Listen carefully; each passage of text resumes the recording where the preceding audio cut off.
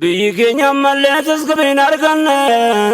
يوم ردوا نكند كتمنه ركونكم إسلام أمالله فرمنه الرسم ولا نمنه مسيرتي وانا ندبردو جبس إركان كيا كويا سمبرنا بكسي يا كان هيرنا أنقودم تسير كجس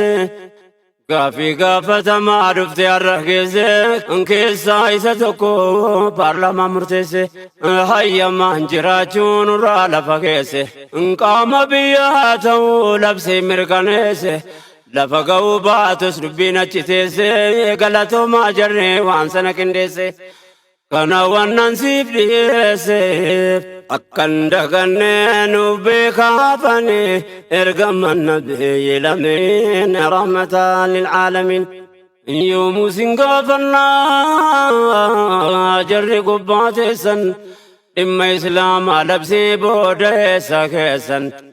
waan lafarran bu'ine maaltu mirkaneessa itti fufuun ta'uu adeemsi kaleessa injedhe biyyi walii galee nama of keessaa baasee kenne akka filmaata gaggeessan waggaa sadii guutuu maaliif nurra keessan maaliif callifame utuma dhageessan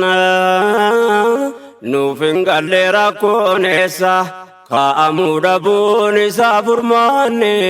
ergaman nabiyyi lameen rahmatan lil'aalamiin dhaabbatee dhaaddatee ol fuudhee sagalee ulamoota biyyi jaallatu akka malee fuuldura wal ga'ee dhaabbatee qabalee kunoo nagaan ta'a gaafii tokko malee wal dabartee dubbii keenya akkuma kale jedhannu tokkana malee nunu hoggaanu namni ergaman nabiyyi lameen rahmatan lil'aalamiin inni kabalame osoo isa ta'e nan kakadda silaa raajiin meeqa ta'e gandi kaanise silaa dibbee waliin na'e miidiyaan afarsee biyya waliin ga'e hin taaneef callisii biyyundi wal ga'e gareen sirna dabree nuroorri isaa ba'e hojjettoota mootummaan duraanii nurra kaa'e jijjiirama booda sanurratti deebi'e godaannisa zinaa hamtuu nurra kaa'e nu miti dhaloonni hin bitu lakkaa'e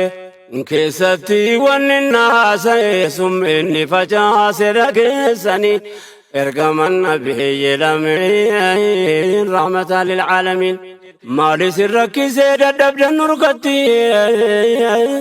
kanaaf gaafii mirgaa yoomuu gaafatamte